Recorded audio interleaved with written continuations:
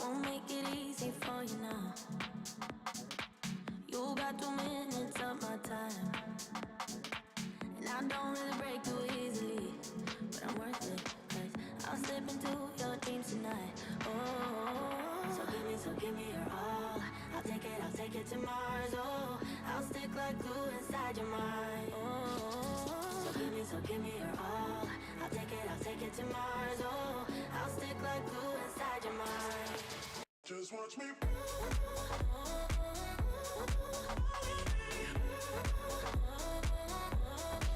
Just watch me.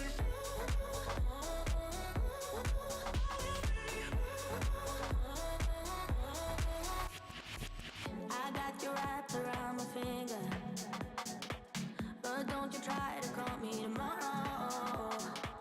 There's nothing personal in having a little fun. You wait to see if it's worth your while. Oh. So give me your all. I'll take it to Mars. Oh, I'll stick like glue inside your mind. Just watch me. Give me your all.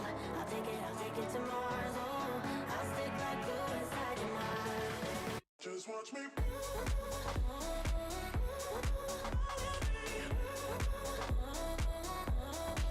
Just watch me.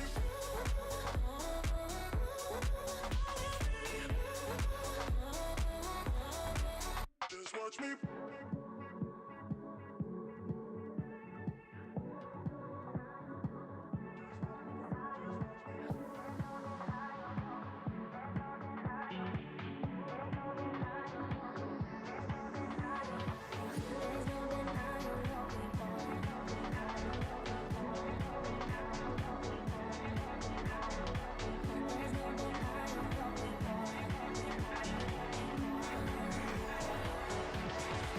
Just watch me.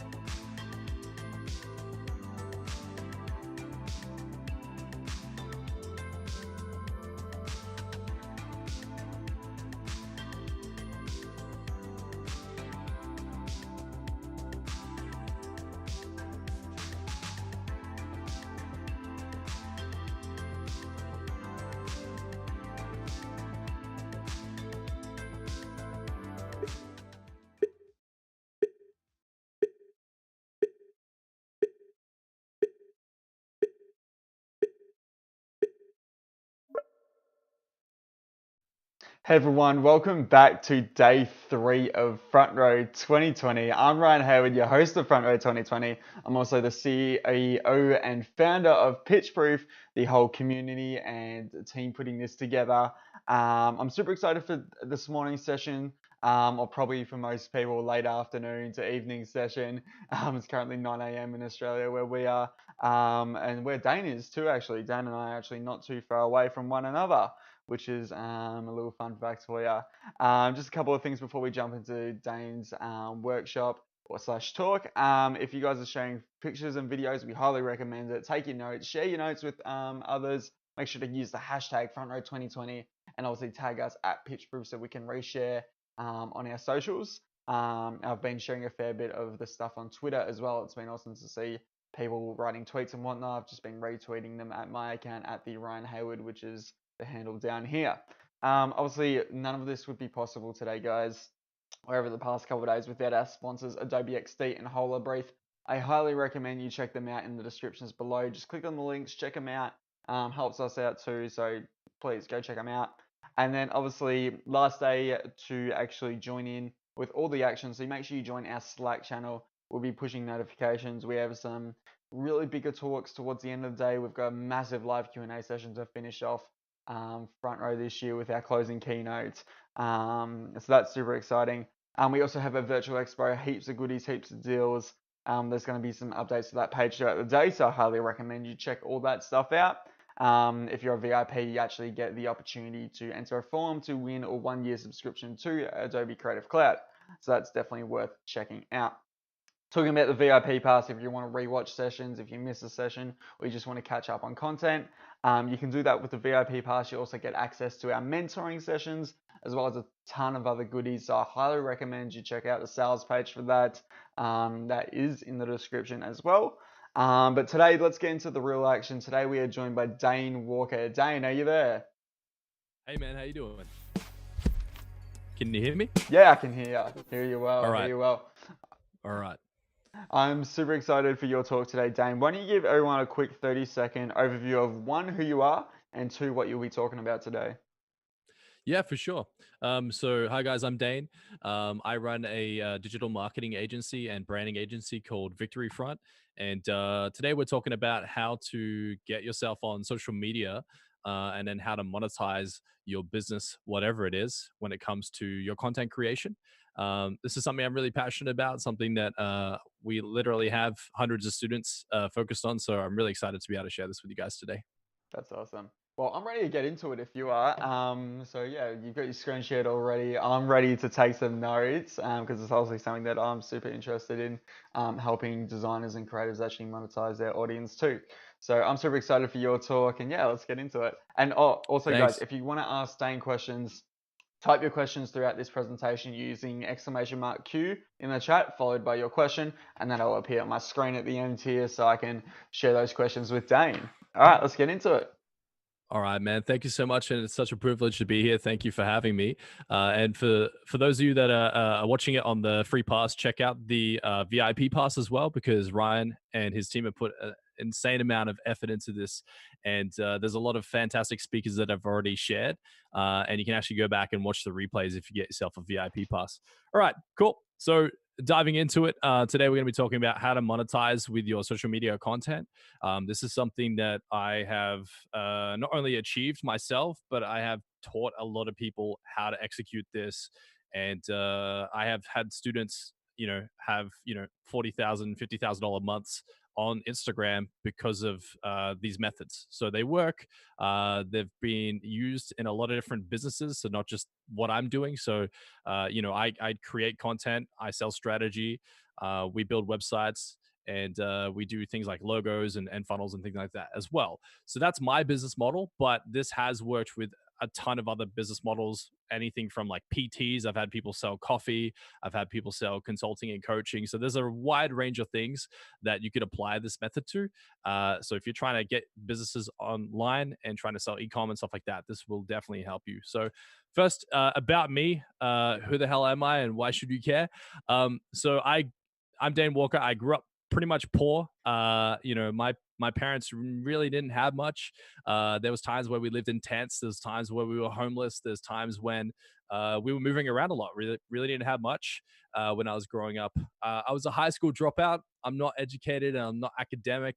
I have no professional degrees. I never went to university, and I got fired from most jobs. So, I've been in and out of the sales industry. I've been in and out of the retail industry, and yeah, I could never really get settled any job I had. So I was uh, always trying to look for other ways to make money, and that was always problematic for my bosses because they always felt like it was a conflict. But anyways, and I was also in crippling debt. So when I if I was to go back to 2.5 years, I was $90,000 in the hole. Me and my girlfriend were, let's just say, silly when we were younger, and we got ourselves into a lot of debt and made some bad decisions. So with that, I was in a position where I was working in Telstra in a retail job. Every cent I made went straight onto paying debt, straight onto paying bills.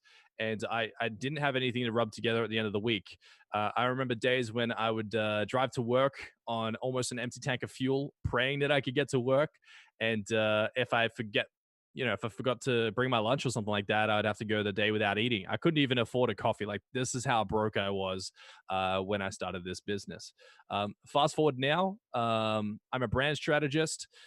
People pay me, thousands of dollars to sit down with me for a couple of hours and to plan out their social media strategy, to plan out their design agencies, and to plan out their businesses. I've worked with anything from CEOs of big companies to I've even worked with Olympic athletes. I've worked with psychologists, coaches. I've worked with a lot of different businesses, even things like PTs and people that roast coffee beans and stuff like that. So we do a lot of brand strategy. I also do graphic design. So I create content. We create websites. We create logos. We do a lot of different design work. I'm the CEO of Victory Front. So this is my company. I started this company just over 10 months ago. And now it's a multi six-figure annual business, and we're looking to project into a seven-figure business within the next 12 months. We have over 400 students in our academy, and we do a live call every week where we dive into different topics when it comes to business. So it's a lot that's happened in the last 10 months. So it's been a bit of a wild ride, but this is the power of social media, guys. This is how I can share these tactics so that you can hopefully do the same with your social media. So why do I do this? I love design. I love people, I love business, and I really enjoy solving problems. So when it comes to building my agency, I think that, whatever it is that you're trying to monetize when it comes to Instagram, social media, you have to love it. You do have to love people. It is social media, so it is a very social platform. If you don't like people, it's probably not the right place to make money. And you have to get a bit of a brain for business. So you can't just approach this thing as a content creator. You have to be savvy with business, and you have to enjoy solving problems. And I hated my job. I wanted to move cities, so I live in Geelong. Actually, I live in a small town called Bannockburn, aka Banno, on the outskirts of Geelong, which is about an hour away from Melbourne here in Australia.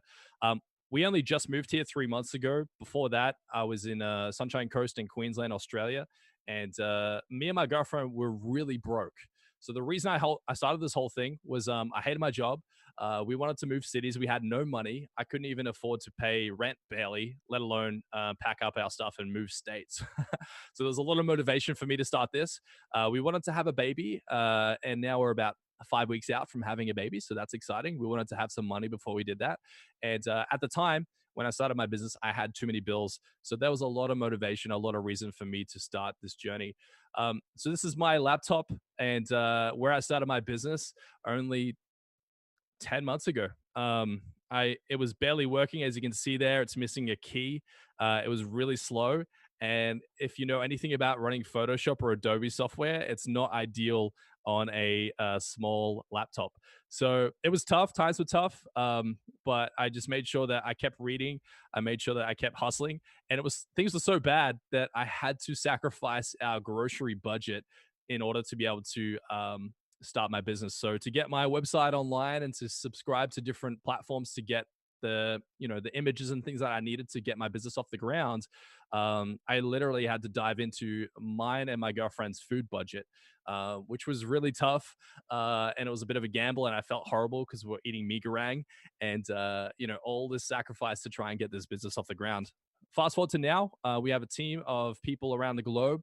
We've got people in London, we've got people, quite a few people here in Australia, and we have one girl from Israel.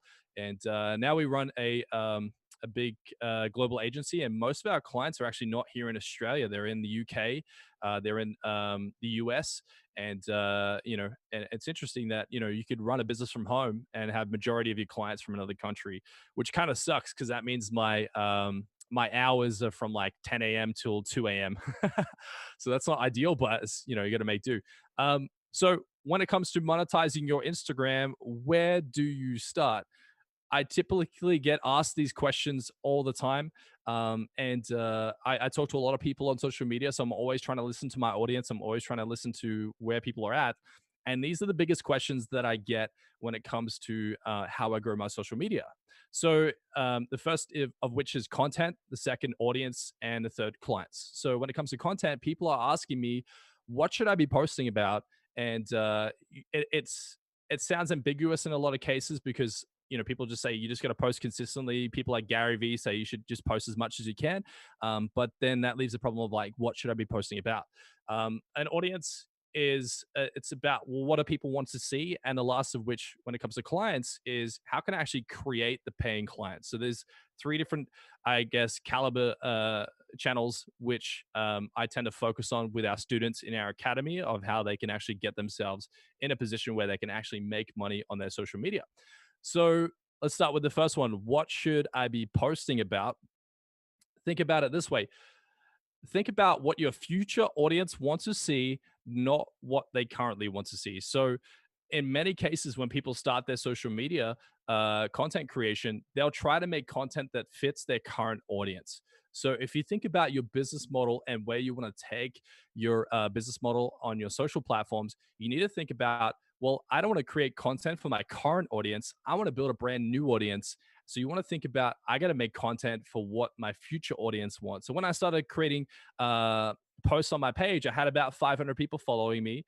I previously was a manager of a world gym here in Australia, and I had a lot of like selfies of myself working out and XYZ. So I had a lot of people following me from the gym.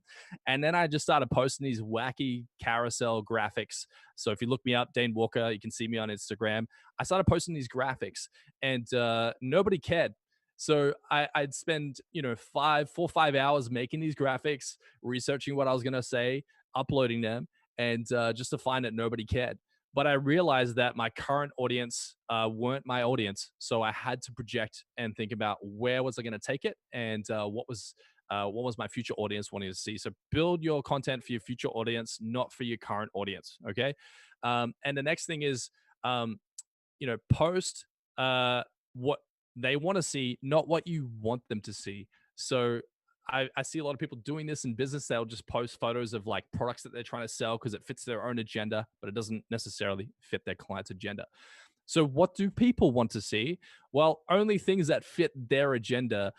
People, let's just say this, when they're on social media, they're not really looking to play your agenda. They want to fulfill their own agenda. They're not interested in what you want. They're interested in what they want, which makes sense, right? Because if they're at work all day and they're trying to escape and they're trying to have a moment of entertainment or fun on their phone, or they're, sitting up in bed because they can't sleep, they're looking for things to entertain themselves, things that occupy their thoughts and things that are of interest to them, and not things that fit your agenda quite clearly. So again, it's a matter of trying to think of things that your audience actually want to see. How can I create paying clients? So you need to promote how you actually solve problems. In my case, I create content as a product. We sell other things as well. So I sell websites, I sell logos, we sell strategy, we sell a whole bunch of different stuff with our agency. However, when I started, it was just me creating content. So the way I would solve problems was I would post content about what I was doing. So the problem that I solved was having good content for your page. So I promoted through my page, hey, I make really good content and I'm solving a problem for myself while also keeping it of value to the audience, while also keeping it to something that might fit their interests and their own agenda. So by promoting that consistently, my audience were able to see, oh, okay, this is the value that Dain provides. He makes this content. If I ever want to create similar content for myself, I can either learn from him or I can purchase it from him. And that's how I started to make sales on social media. Next is making content that creates conversation. So, what does this mean? I, I like to explain it in a way wherein if you make a piece of content, is it going to inspire someone emotionally to want to say something, to want to comment, to be like, wow, this is really thoughtful. If you think about all the cute animal videos out there that people put on Instagram of puppies and kittens and stuff like that, it inspires and triggers emotion in people, so they want to like comment. Um, but deeper than that, I wanted to get people to actually want to reach out to me and ask questions. So I would create content that would solve a problem that people felt like, wow, you actually did a lot for me here, Dain, in this carousel. You taught me something about sales. You taught me something about marketing that I didn't know. So I would try to encourage them to drop a comment or to send me a DM. So at the end of every single carousel I made, I would encourage people, hey, come send me a DM if you have any questions. And then I would also say the same thing in the caption. So obviously, you're not all going to be making carousels, but what I would encourage you to do is try to think of a way you can entice a conversation through your content. Okay. Um, and when it comes to the actual content itself, it can be a tricky topic. It can be like, there's a lot of noise out there, and you have to remember that there's literally tens and tens of millions of people posting content potentially in your niche. So if you're trying to stand out as a droplet in an ocean, it can be quite difficult. So you have to think about different ways that you can innovate and catch attention. So when it comes to content creation, I try to promote my value. So I show the value of what I actually offer as an individual and as a personal brand through my content creation. So all my content shows the value that I have as an expert, as somebody that likes to talk about marketing, talk about branding, talk about sales, talk about design, talk about social media. So I just try to promote my value as much as I can without trying to sound like or feel like I'm trying to sell them something. So it's just trying to give that value away for free. Next is trying to keep it niche. Don't go too wide. I don't promote that I make websites. I don't promote that I do logos. I don't promote all this stuff on my page. I just keep it niche, and I just keep it focused on the problems that people have to create the conversations. And entertainment.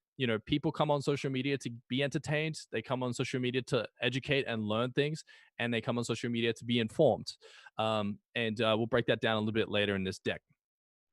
So first of all is promoting your value. So whenever I do a strategy workshop with a client, whenever I talk to a student of mine that is trying to create content through our academy, or whenever I'm just having a conversation with someone who's frustrated about how do I actually make valuable content for my page, right? So I've had, interesting enough, I've had quite a large range of people doing different things. One of my students is now doing promotions for he wants to start up, he's got his own playlist on Spotify and other platforms like that, and he's interviewing musicians and then making them into carousels and doing live calls and all kinds of different things. So he's trying to show his value in a really interesting way. So that's really obscure and that's really interesting. And then you have other people that are like, I'm a personal trainer and I want to get clients. Or I've had other people that they build and manufacture custom four-wheel drives. So their problems in all these three different categories are dramatically different. So for each of these clients, whether it was the guy building the playlists on online, the person who builds custom four-wheel drive trucks, or the other person who's a personal trainer that wants to coach people online because he can't go to the gym because of COVID, they all have essentially the same starting point, and that's how do we actually promote your value. So I always go through and I ask these questions. And for those of you that are watching this today, you need to write these down. You need to ask yourself these questions before you go out and create content. And that is, why do you exist? Um, as I've already told you at the start of this slide deck, why I exist and why I'm doing what I'm doing. why should people care about what it is that you're doing? Because oftentimes, if you're trying to fit your own agenda, that's great for you, but why should other people care about what you're doing? Next is what makes you unique. Why are you special? Why would they not go to a competitor? Why would they not look at another one of the 10 million pages in the same niche as you on Instagram? So just because you have an Instagram account doesn't mean you're entitled to having attention, doesn't mean you have a license to make money. It just, you have a lot of competition out there, so you need to stand out. You're going to make sure that you're unique. And next is what tangible impact will you actually create on your audience? So in the scenario of a personal trainer, it's like, why does he exist? He or she wants to connect with people to help them get fit, to help them lose weight, to help them learn about keto, diet, XYZ. Why should people care? Hey, who doesn't want to be healthy? Who doesn't want to have a great diet? Who doesn't want to learn how to train themselves online right now with the COVID? What makes them unique? They do very interesting niche packages on how to create yourself a keto diet and how to actually structure your diet around your training. So, a lot of PTs offer that, but not in the keto sense. And what tangible impact will it have for this individual? It could be, helping somebody lose weight or helping somebody live a healthier lifestyle. So these are the types of things that you need to be thinking about before you go out and actually create your content. Next is when you're keeping it niche, stick to a format, be consistent, and go deep. So on the left hand side here of this diagram, if you imagine that as the tiles when people scroll down your feed, is it a similar format? Or is it like a mix and mishmash? Is it like a meme, a selfie, a photo of some food, a video, an IGTV? Is it a mess, or is it crystal clear? And then you need to be consistent with it and then go deep. So this is an example of some disjointed content. I've seen a ton of pages like this. Most of my students come to me like this, where you go to their page and the colors are all different, the fonts are all different. There's a selfie 1 minute, a quote the next minute. You just scroll through their feed and it's a mess, and it doesn't make sense, and there's no clear, concise message. The content's vague. There's no color or themed unity. That there's low value. They don't have a good reputation. It's not very engaging. There's too much going on, and it's a confusing message. What you should aim to have is niche content. Have it so that all the content locks in with one another, makes sense, and within 2 to 3 seconds of somebody landing on your page, you want them to be able to think to themselves, wow, this page totally makes sense. So if you land on my page, it's crystal clear. All right, this guy talks about how to grow social, this guy talks about marketing and branding and sales. You could do that within 2 or 3 seconds of landing on my page. You could figure that out. So you're trying to create a clear message to your content. You're trying to create good color to unity. It doesn't have to be color, it could be a theme, it could be a style, but that definitely helps build trust with your audience. Try to be as highly valuable as you possibly can. Don't just post photos. Try to find interesting things and interesting formats that you can include on your page. Try to develop a reputation. Be engaging, be very specific. You want your content to be easy to digest, but you want it to fit some format of value, and you want it to be immediately obvious to them. Okay, next comes is your audience. So people on social media typically only want one of three things. They want to be entertained, they want to be educated, or they want to be informed. So I spend a lot of time on Instagram educating myself. I like to listen to people like Michael Janda, Chris Doe. I love the stuff that Ryan does here at Pitch Proof. Tom Ross Media. Like, these guys are posting insane educational content, and I love consuming that stuff. So that fits my personality, my agenda, and what I care about. Other people, like my girlfriend, she goes on the social media to look at puppies. She likes seeing musicians. She likes seeing memes and funny videos. So, like, the reason she goes on social is totally different to mine. And then you have other people, like I got a good friend who loves conspiracies. So he goes online to be informed about conspiracies, to see what's going on in the news, to see what's going on with the riots and all this other stuff that's going on in the world. So people are going on to social for different reasons, and you have to appreciate and respect the reasons that they're on social. But you also have to think about it when it comes to your content. Are you tapping into entertainment, education, or information? So as some examples, when it comes to entertainment, you can think of like the comedy type format with like memes and funny videos. There's a ton of famous celebrities out there just making funny content. That's why TikTok's doing so great, is it's full of entertainment. Think about the beauty industry. So like, I know a ton of gym guys that follow pictures of pretty girls because that that's their entertainment, I guess. Then you have like travel, you have things like music. I do follow a lot of rappers. I'm quite into hip hop myself, and I do like to follow that type of stuff. And then you have things like gaming, you have things like sports. Like the list is endless, but whatever you would find entertaining. Gary Vee uses the example of people like collecting Smurfs. So maybe you like going onto social media to look at photos of Smurfs. Maybe that's your entertainment. I'm not here to judge. I just think that everyone's got different interests, and you have to tap into that entertainment element. Next is education. I teach with my content, so I show guides, I teach with guides. I try to give as much information and value as I possibly can. And then now I've just started to interview people who are specialists in their space, and that's an additional way to entertain your educate your audience as well as entertain them. And then the next thing is like information. So this is sites that post news, articles, blogs. They're documenting things. Vice is a great channel if you want to think about someone that's kind of entertaining and informative. And everyone's a little bit of all three of these if they're good. You don't have to just stick to one. You can play around with all of them as much as you like. Um, Next is knowing your audience. Okay, so who are they? Okay, and when I say this, I'm like, do they live in your country? Do they live elsewhere? Are they international? Are they young? Are they old? Are they guys, girls, both? What are their needs? So like knowing your audience and their demographics and their needs means that, okay, what age bracket are they? What problems do they have in life? Where are they in life? What are they looking for typically on social media? So you have to understand who your audience are, because if you're wanting to speak to them, you have to understand them, right? So imagine if you went to imagine if you went to a conference for real estate, and then you got up on stage and you started talking about Star Trek. Probably wouldn't connect with the audience. So you have to understand your audience. If you're trying to sell to real estate agents, you have to make content for real estate agents. Sounds simple, right? It's the same thing with social media. You can't just put content up and go, well, I think it's good, so then people should connect with it. You should instead think about who would like this content. What content would they typically consume? Gary Vee talks about, the reason that he's such a success in this industry is because he observes behavior. He observes, okay, where are young people focusing on social media? What content are they consuming? How do they consume that content? This is stuff that the experts are using, and this is stuff that you want to implement to your page as well. Cool. So this is the best way I could probably articulate my message.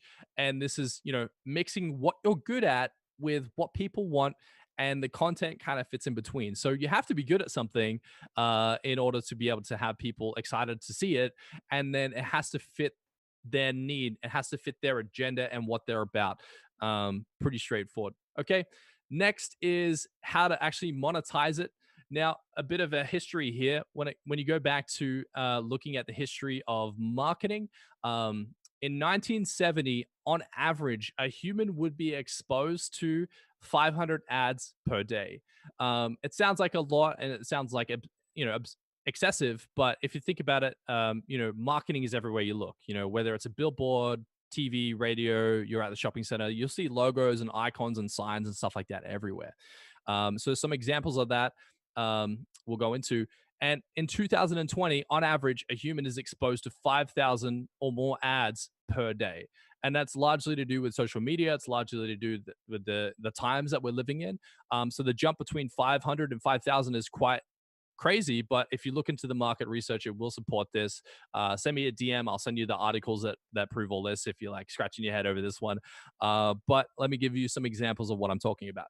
So marketing has evolved, and things have changed, and that's why you need to get up to date with how to market on social media, because it's a little bit different to how we marketed 5 to 10 years ago. So marketing was about mass marketing and repeated messaging.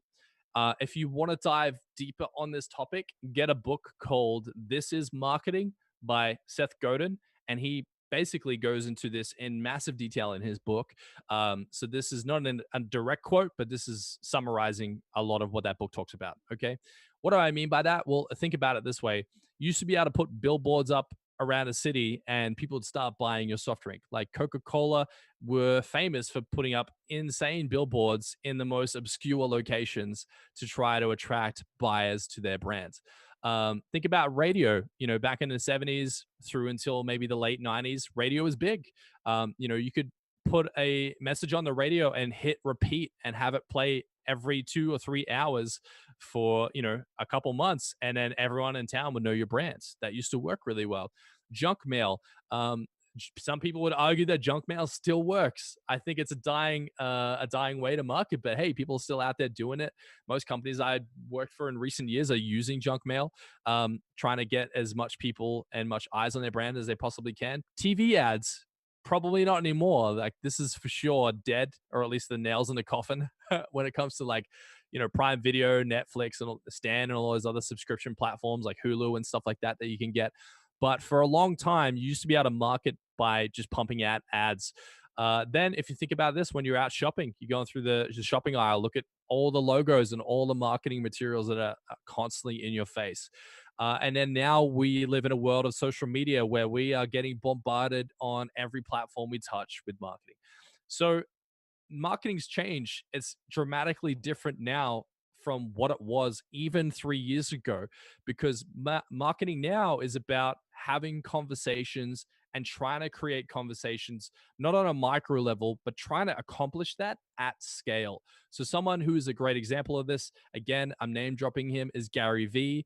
Other people that do this really well is like Tony Robbins. These are personal brands. And like people like Grant Cardone. Businesses are doing this at scale as well. Like Ben and Jerry's are doing this. GoPro are doing this. Nike are doing this. They're having conversations with their audience and they're doing it at scale. So a lot of their marketing and branding now is trying to make you feel like they're there having a conversation with you and trying to create something to get you to want to actually talk to them and their departments and their sales team and things of that nature. So this funnel essentially breaks down what I'm talking about. And I'm telling you right now, if you could truly understand this diagram, even though it looks kind of corny or whatever, I did make this at like 1 a.m. So I do apologize. Myself and Ryan are probably running on like 4 hours sleep, but hey, we're here and we're sharing the value. So um, this model, if you could truly understand it, you would be in the top like 1 percentile of marketers right now on the planet. I'm telling you, I have met people in companies that have been marketing for 20 years that aren't savvy to this yet. And I'm telling you, they're out of date because as of a few years ago, social media has literally tipped marketing on its head and it doesn't function the same way that it used to. So, to break this down, my model and the model I teach my students and the model that is making my business from what it was $50 into very soon becoming a 7-figure annual business is getting attention from valuable content at scale. So what we just talked about, trying to identify your audience, trying to understand what they want to see, making content that's entertaining, informative, and educational, and trying to connect with them on an emotional level. So if you want to attract attention from people, you have to know what they want and you have to be good at it and you have to be consistent, right? The next step in the funnel is creating conversations. So my carousels encourage people to send me DMs, encourage people to comment, encourage people to email me. I get tons of people going to my website, filling out questionnaires, and inquiring with us about services. So we're trying to have as many of those conversations per week as we possibly can. We don't track followers, we don't track comments, we don't track all that stuff. We track conversations. I want to know how many conversations have we had this week? What are the quality of those conversations? And the way I imagine it is if you go down to a river back when people used to pan for gold and you had that pan, you would put the pan in the river, pick up a bunch of rocks, ruffle it, and you're trying to find those gold nuggets. So when I'm having these conversations in my DMs and my emails, people hit me up on WhatsApp or wherever they're talking to me, I'm trying to identify people that potentially want to buy my products and buy my services. So through those conversations, we generate leads. Now, if you are trying to build a business and you don't have a database, you don't have a business. You have to create some type of platform, some type of database, some type of CRM where you're capturing data and you're capturing leads and you're safe storing that somewhere that you can actually keep an eye on. So we have questionnaires on our website that we're launching next week. We literally put everyone that we talk to into a database, whether they buy or they don't, because we want to know, okay, They might come back in a month. They might come back in 2 months. It might be 3 years. They might just tell their friends about us. They might never buy anything directly from me, but they might tell somebody about me, and then that person will come to me and buy something. So we try to keep track of all our leads. Then what we want to do is we want to put those people into a sales process. So what we mean by that is once we have those leads, then we go into our CRM. We go, cool. Who in here is looking for branding? Let's move them over here. Who wants content creation? Let's move them over there. Who's looking for a new website? Let's move them down here. So we put people into different categories depending on what their needs are, and then we want to identify who in here is qualified to buy a product from us, to be in a position where they need help from us, because we're not trying to serve everyone. We're trying to find businesses that fit our qualifications, right? And whatever your business is and whatever you're trying to monetize, you want to try and qualify the types of people that want to buy products from your business, from your freelance agency, whatever it is that you're creating, whether you're a logo designer, whether you're creating websites, whether you're creating different UX and UI experiences and things like that. So whatever you're creating as a creative on social media, you have to think about it as a businessman. Yes, you're great at art. Yes, you're great at design and all the rest of it. But you have to be like, I have to capture these leads. I have to capture this data. I have to safe store it. I have to put them into a process. And I have to start emailing these people and trying to get as much people to have conversations with me as I possibly can. The next thing that I do is we nurture with more value. So we say, hey, here's an exclusive video of us talking about how to monetize Instagram. Here's a free ebook. So once we capture their data and put them in the system, not only are they continuing to get our free content on social media, but they're getting emails from us. They're getting blogs, they're getting articles, they're getting insights, they're getting reviews, they're getting all types of additional free value from us at scale. So we try to nurture the people that haven't yet purchased from us but are interested in talking to us, and we try to keep them in that system as long as we can. Next is some people will decide, hey, let's go, let's roll, let's buy some stuff. And we convert those people into sales. And then if they don't, that's fine. We just recycle people back into the top of the funnel. They'll see our content on social media. They'll continue to have conversations with us. We'll continue to keep their information in our database. And then we'll continue to have different conversations of like potential needs that they might have. We'll try to identify and diagnose what challenges they're having, and if we can provide a product or a service to them. Then we continue to nurture them with free value, with free content. And some of you might think, oh, why should I give away everything for free? Well, think about it this way: if you can teach more than your competition does, if you can teach more than the other people in your niche and your industry, guess who gets the attention? And with that attention, you have the conversations, you create the leads, and you generate the sales. So this is our entire sales model. It's a little bit different of what Ryan was talking about. If you go back and watch the talk that Ryan did about monetizing social media, and you put this video and that video together, you should be able to go out there and figure out how you can make some money on social. So I tried to talk about the sales component and the back end of things a bit more detail. But yeah, this pretty much summarizes how our agency is able to actually monetize ourselves. So that pretty much wraps that up, guys. And now we can dive into some Q&A. Let's do it. I'm excited. That was an awesome talk. I was taking notes as we went through. So awesome talk, Dain. I see a flood of questions coming in. So yeah, if you guys do want to ask Dain a question, just exclamation mark Q in the chat, followed by your question, and then it'll appear on my iPad over here so I can then share it with Dain. All right, a couple of questions coming in. The first one I wanted to ask you was, oh, there goes my DSLR. There we go. There we go. What would you do if Instagram was no longer existing and you lost your page with all your followers? I would find the next best thing. So I would try to pivot into LinkedIn, YouTube, TikTok, whatever the new platform is. I know Spotify is doing a video format. Okay, I would just pivot and innovate and try to find the next thing.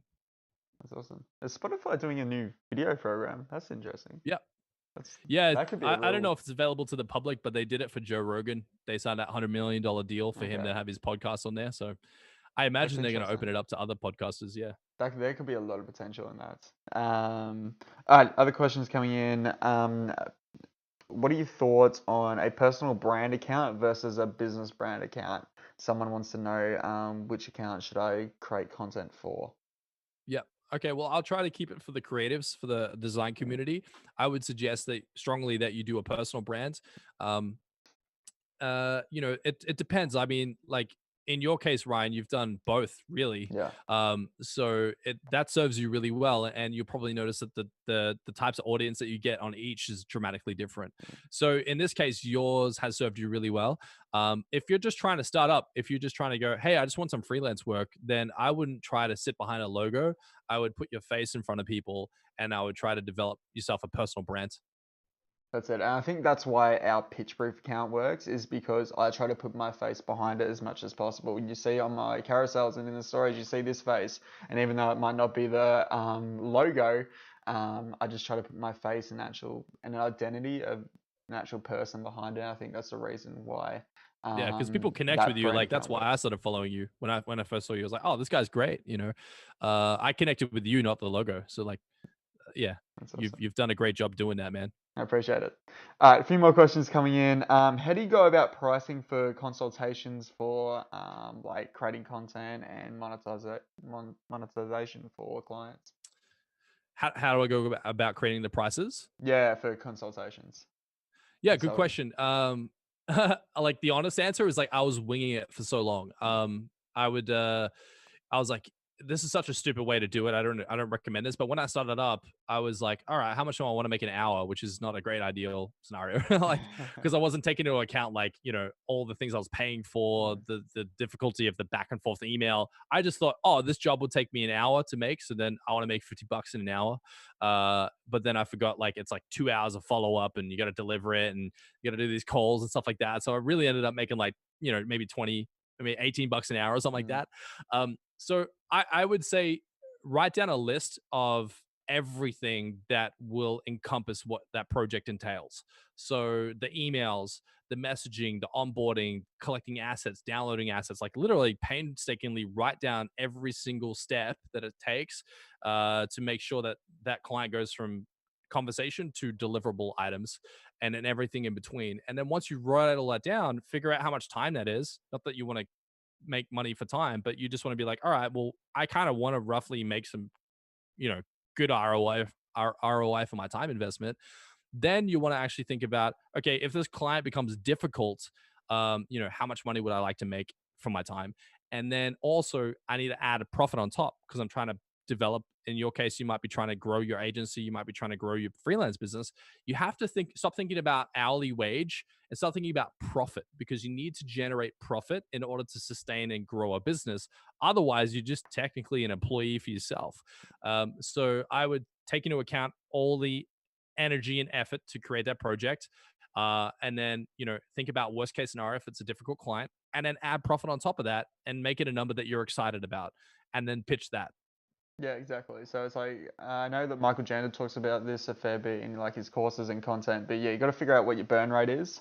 So what's it actually going to cost you to produce the number of work? So not just only go to time, but resources. Maybe there's external resources like other employees or hires or software or anything, and then you got to add your profit on top of that. So yeah, Yeah, so that's I, just I would write down like Photoshop, stock subscription, the WeTransfer, like all the software that I mm, need. I would.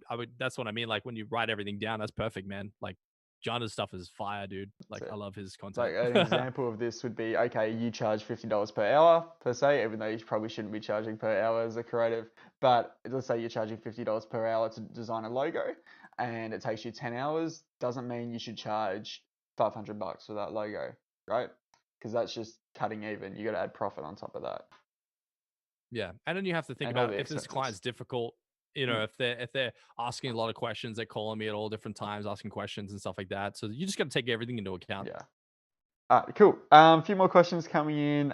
Someone asked, are you creating multiple income streams? If so, what are they? Yep. So I have my academy. So people purchase my online Instagram growth academy. That's passive income. So I have stacks of sales coming in every day from that.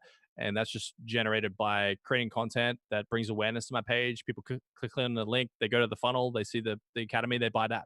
That's one stream. The next one is people buy content creation. So I actually create the carousels that I make on my page and I sell those. The next thing is I also have my agency, and people buy logos, they buy branding, they buy websites, funnels, all that type of stuff. So we essentially sell a long list of digital items. So we do advertisement, we do content creation, we do all that stuff, we do everything pretty much digital, and we're adding more stuff all the time. Yeah. That's awesome. Someone asked, when did you know when to get your first hire? My first hire. Mm. Oh, okay, yeah, sorry, I'm sorry, dude, I'm tired. Yeah, so my first hire. Don't worry, I'm with you. Yeah. So when I was doing 18-hour days every day, I was like, okay, I need to hire someone. Like this is yeah, so like I was making a lot of money and I wasn't really ready to hire someone. I didn't really want to hire someone. I was like, that's stressful, like that's overwhelming. I'm gonna have to, be responsible for someone else's well-being, not just my own. Which was quite stressful. But I got to the point where I was literally just like, there was too much to do in a day. Like I was working an 18-hour day and I'm like, man, I'm still not done. And I'm like, I can't do this anymore. So I had to, I missed my girlfriend. So I was like, I need to hire some people, dude. Yeah. That's awesome. All right, we'll do a couple more questions before we finish up. Someone asks, how can you choose a monetization strategy, or is it better to mix it up and have multiple? I would start at one thing and get really good at it. Mm. So for me, it was content creation. I got really good at that. I was doing like multiple five figures a month, just content creation. So I would suggest get really good at one thing, conquer it. Because if you have like, if think about it this way, if you had like one jug of water and 10 plants, you know, what's the likelihood of those 10 plants surviving? Not very likely. So you have to think about, I got to water my one plant and I got to nurture and grow this one plant until I have enough water to invest into an alternative plant, a second flow. So once I conquered the content creation and it was going really well, I was like, well, there's a lot of people asking me how to grow their Instagram. Maybe I should go and build an academy for that. And I was like, okay, I got to make time to make that happen. Went and did that. Then that money was coming in. I was like, okay, well, let me use this money to go and hire some people because now I've got more than enough, to run my business massively successfully and hire some people. Yeah. That's awesome. How did you create your academy? Good question. So I created a Teachable account. So you can go to teachable.com. You can create a free account and they'll take a slice of the sales. But basically, you can actually just go on there. You can actually pre-sale a course. So you actually go on. I think Jana might have done this as well. It's really interesting how motivated you get when you create a course, you pre-sell it, the sales are rolling in every day, and you're like, all right, well, I better go film this thing. So so like it's you don't have to do it that way, but I know plenty of people that have. But yeah, just create a Teachable account. I got the whiteboard out and I wrote down all the problems my audience was having, and then I was thinking about, okay, what are all the solutions for all of these problems? And then how do I break them down into bite-sized chunks? So I use the model of how to eat an elephant, and it's eating one bite at a time. So I basically, rather than try to think about making the elephant, I was like, okay, let's write down all the problems. Let's write down all the solutions. That's the elephant. Now let me break this down into bite-sized pieces. All right, hashtags. How do they work?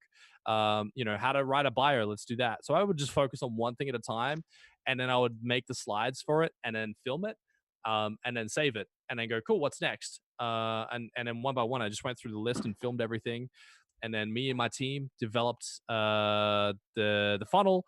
So you have to have a funnel that kind of explains the course and has a video and stuff like that. So step one is like obviously make the course. Step two is pre-sale it, to build some momentum, to build some hype, and then build the funnel.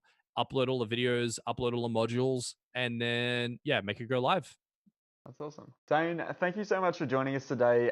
Give everyone give yourself a selfish plug. Tell everyone where they can find you and where they can connect. Yeah, I'd love to speak to you guys. So you can find me on Instagram and just type in Dain Walker. I'm on other social platforms like Twitter, Facebook, and things like that as well. But if you want to connect with me, have a conversation with me, hit me up on Instagram, shoot me a DM. I will talk to you. If you're interested in growing your Instagram page, I do have an academy. We do have hundreds of students, and we do live calls like this every single week. So if you go onto my page, click on the link in the bio, you'll be able to find that. And if you have any questions, just again send me a DM. Love to talk to you. Yeah. That's awesome. Thanks so much for joining. So everybody in chat, thank you so much for joining this talk. If you have been taking photos, videos, notes, anything like that, make sure you share it with everyone. Use the hashtag Frontrow2020 and tag us at PitchProof so we can share that with our attendees and audience too. So I just want to run through our schedule real quick. Just for day 3, there's a couple of things coming up that I think you guys should be excited about. So very soon, which I believe, if I check my agenda, a little later on we have some. Oh no, it's gone. It's disappeared on my end actually. So later on today we have some networking sessions. I'm gonna be pushing this in our Slack community and probably write an email too, because I really want you guys to check this out. So you can jump onto our networking page on just your watching dashboard on our website, and you can click on networking, one of the tabs, and then jump into a few small rooms where you can collaborate and connect and meet some new event attendees, people just like yourself, some creative designers, entrepreneurs, everything from that. And then later on tonight, for our time, or 12 p.m. GMT to 4 p.m. GMT, we have a killer live Q&A session to finish it up. This is our closing keynote. If you can make it, I highly recommend you join this one. There's been a few hashtags being thrown around with hashtag Ryan needs to wear a suit.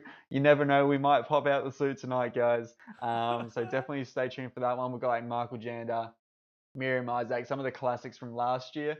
So I highly recommend checking that one out. Dain's actually doing a mentoring session a little later today, and I'm doing one in about an hour's time for our VIPs. So I highly recommend you check that out if you can. So yeah, thank you for the start of joining us for the start of day 3 for Frontrow 2020. Yeah, again, massive thanks to our sponsors, Adobe XD and Holobrief. You can check them out in the descriptions below. Join our Slack channel, check out the virtual expo, you know the go. And if you want to rewatch this session, or maybe you've missed a session or anything like that, check out our VIP pass in the description too. You also get access to our mentoring sessions. For example, today we've got myself and Dain.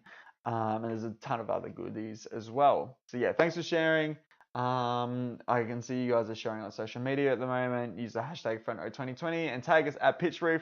That's kind of it from me. I do want to thank my amazing team. We're all fairly sleep deprived, I'm not going to lie. But I do have to thank Tom Bocade, Matt Hayward, Ben Martin, Billy Wilson, Courtney Zudema, Lawrence Digital for the animations and drop music, branding for the amazing audio branding. That's it from me, guys. I'll be back on shortly. I really hope to see you guys in the closing keynote especially. Let's make that a big one. So until then, I'll catch you soon.